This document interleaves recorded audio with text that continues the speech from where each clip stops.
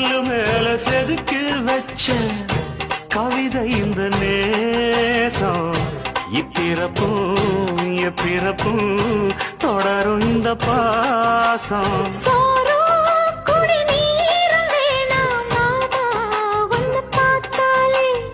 ஆறும் பசியாரும் தானாச மொழி கேட்டாலே ஒன்ன பிரிஞ்சிருக்க தன்னந்தனிச்சிருக்க அம்மம்மாடி அப்பப்பாடி என் மனசு ஒத்துக்காது செந்தூர பாண்டிக்கு ஒரு சோடி கிளி கூட